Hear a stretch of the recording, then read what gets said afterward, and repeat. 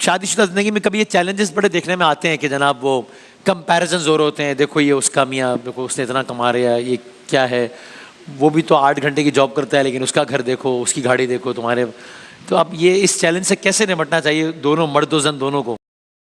اعوذ باللہ من الشیطان الرجیم، بسم اللہ الرحمن الرحیم. دیکھیں یہ ہمارے معاشرے کی ایسی چیزیں ہیں کہ جو عام طور پہ مشاہدے میں ہوتی ہیں. صحیح. تو جو گھر کے مربی ہوتے ہیں، تربیت کرنے والے، وہ شروع سے ہی اپنے بچوں کو عملی طور پر بھی اور قولی اعتبار سے بھی اس کے لیے ذہنی طور پہ تیار کریں.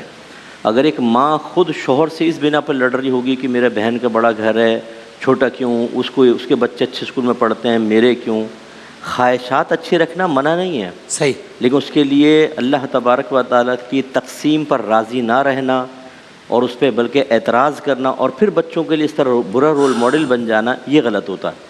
اچھا، پھر اپنی صحبت ٹھیک رکھنی چاہیے آدمی کو. جب خواتین ایسی عورتوں کے درمیان رہتی ہیں نا کہ جو اسی یا تو حسرت والی ہوتی ہیں، ساری ہائے ہو کرتی رہتی ہیں وہ، اور یا پھر ایسی ہوتی ہیں کہ جو شو آف بہت زیادہ کرتی ہیں. بھئی میرے شوہر نے تو یہ لا کر دی ہے، اور یوں انگوٹھیاں دکھائیں گی اور ہار دکھائیں گی. ہاں آپ مسکرا رہے ہیں.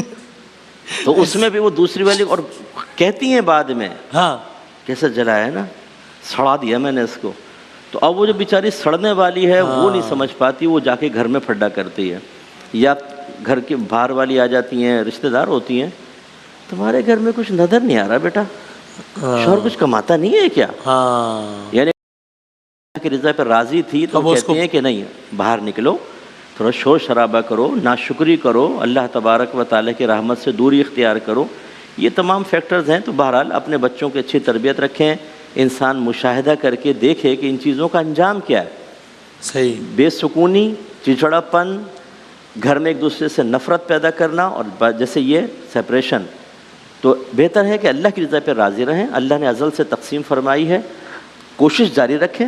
صحیح. اچھی چیز کو حاصل کرنے کے لیے حلال ذرائع سے منع نہیں ہے، بالکل صحیح. لیکن اس کے لیے حد کراس کر جانا کہ حرام کی طرف بڑھ جائیں یا ناشکری میں مبتلا ہونا کہ موجودہ نعمت کی بھی آپ قدر نہ کریں، یہ چیز مناسب نہیں ہوتی. تمام چیزوں کو دیکھیں اور ہمت رکھیں، اللہ بہتر کرے گا.